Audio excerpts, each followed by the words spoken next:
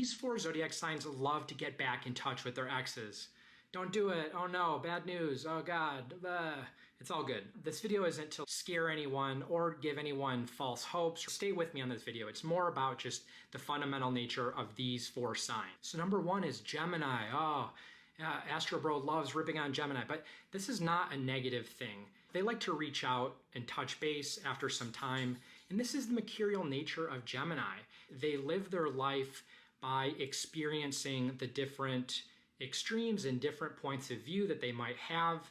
Instead of doing it all in their mind, they live it. So maybe they totally cut off an ex, but then they kind of are like, I don't know if I really needed to do that. And so they try maybe not cutting off their ex. They ebb and they flow, and it's a way of Gemini actually appreciating the complexity of individuals, of appreciating the complexity of themselves. And they do genuinely appreciate their intellectual connections with people. So sometimes they just reach out because they're curious. Number two, we have Libra. And Libra is a sign that doesn't really love burning bridges, which is typically something you do when you break up with someone. Sometimes they reach out for less evolved reasons. They want to see if they can get a reaction. They want validation. It strokes their ego. The more optimistic view, though, is that Libra just loves a world where there doesn't have to be harsh, rigid endings to things. They want harmony. In some sense, like this idea where they could still stay friends with exes. Doesn't mean it's possible.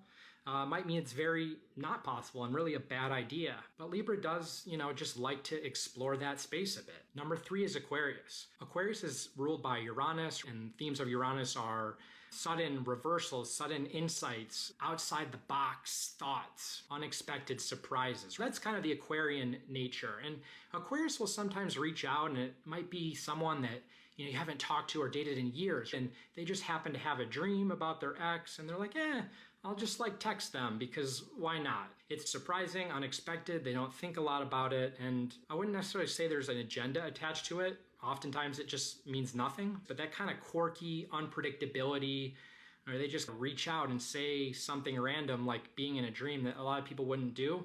Sometimes that's Aquarius. Number four, we have Pisces. And I know a lot of you Pisces folks might be saying, yeah, I would never do that. But Pisces, for the record, that it's also because you have a lot of very questionable exes, people that you really had no business associating with in the beginning. But I digress. In Pisces, you may not actually reach out to an ex. Sometimes you'll think of them randomly. You'll be at the ice cream aisle in a grocery store, and it reminds you of this moment that you had with your high school lover like 13 years ago.